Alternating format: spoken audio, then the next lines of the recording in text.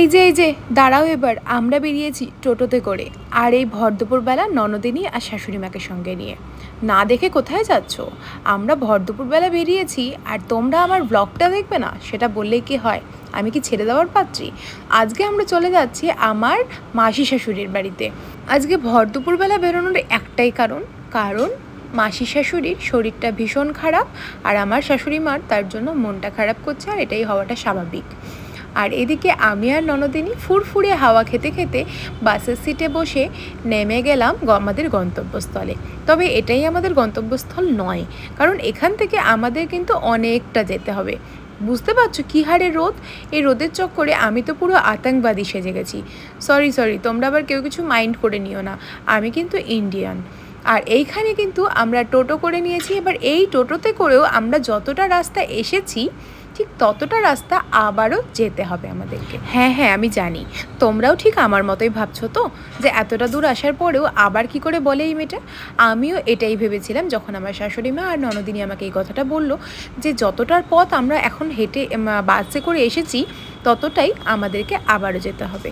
তো কোনো আর অসুবিধে নেই, কারণ ওয়েদারটা ভালো ছিল। আর এইদিকে আমাদের প্রাকৃতিক দৃশ্যগুলো দেখতে দেখতে কিন্তু আমরা পৌঁছে যাচ্ছিলাম আমার মাসি শাশুড়ির বাড়ির দিকে। আর এই হলো আমার মাসি শাশুড়ি বাড়ি, তাই জন্য জুম করে তোমাদেরকে দেখিয়েছি। আর এরপরেই সবাই মিলে ছুটে যাচ্ছিলাম এবার রোদ থেকে বাঁচার জন্য। আর এই হলেন মাসি শাশুড়ি। এতক্ষণ তো ভূতকে দেখেছিলে, এবার আমায় দেখে বলো কেমন লাগছে। আর এবার শুনে নাও অরিজিনাল ক্লিপগুলো, সরি অরিজিনাল ক্লিপের অডিওগুলো। আর বুদিয়া খেতে খেতে দুই বোনের নিজের মনের কথাগুলো বলছিল। এদিকে শোনো, আমার নাম কি গো? ওটা আন্টি, হয়তো ওটা আরেকটা আন্টি। বড় মার মতো সাজবি তুই? শুনতে পাই না আমি। বড় মাকে সাজিয়েছে, আমি জানি না। আমি হাত সাজিয়েছি, এই প্যাকেটে ঢুকে জানি তো, আবার আমি জানি না। শাক চুন্নি বানিয়ে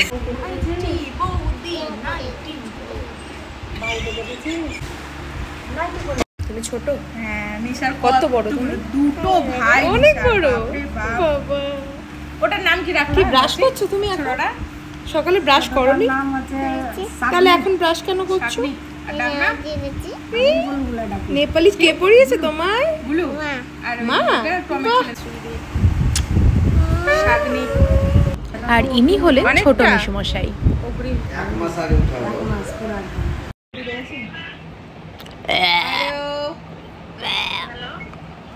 কি মনে হয় না নাকি?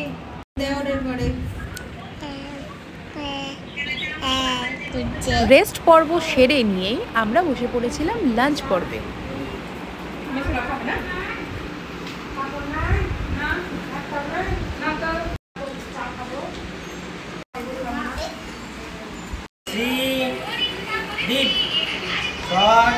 আমরা আমাদের লাঞ্চ পর্ব সেরে চলে গিয়েছিলাম আমাদের দ্বীপের খাওয়ার দেখতে। আর ও দেখো আমাদের খাচ্ছেই না ভিডিওর চক্করে, ওই জন্য তাকিয়েছে ওই জন্য। বাবা, ওয়ান বলো তো, ওয়ান কই রে? রোদ কেমন বাইরে?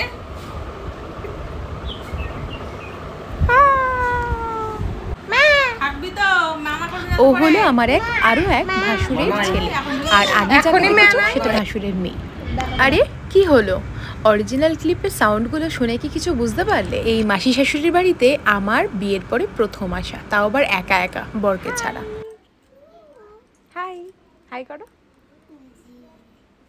এই দিকটা ভীষণ পুরনো, এইদিকে সবটাই মাটির দেওয়াল, মাটির ঘর বাড়ি সবটাই। আমার তো ভীষণ ভালো লেগেছে এই সাইডটা, বিকজ সেদিন এতটা গরম ছিল, আর যেহেতু মাটির ঘর এই সাইডটাতে, তো সেই কারণে প্রচণ্ড ঠান্ডা পাচ্ছিলাম। সেই জন্য তো আমার মাটির জায়গাটা খুব পছন্দ হয়েছে। তবে সারা দিন মানের জন্য ওকে জায়গাটা, বাট রাতের জন্য একটু অকওয়ার্ড, কারণ আশেপাশে সেরকম কিছু নেই। আর এই সাইডটা পুরোটা পুকুর, আর এখানে আমি, দিশা সবাই মিলে, মানে নিশা, আমরা একটু মস্তি করছিলাম। আর তারপরে সবাই এসে একে এসে হাজির হলো। মা, আমি এত সুন্দর না।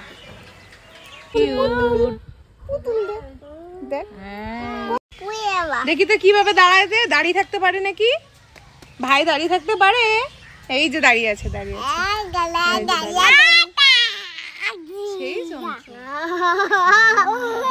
যেই মোবাইল খুলেছে সেই দাঁড়িয়ে থাকতে পারে, দাঁড়িয়ে আছে।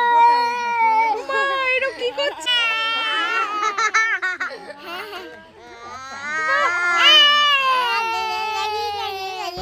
অনেকবার বলার পরেও আমি তো থাকতে পারবো না আজকে, তো সেই জন্য সবাই মিলে রেডি হয়ে পড়েছি। এবার আমরা বাড়ি ফিরে যাব।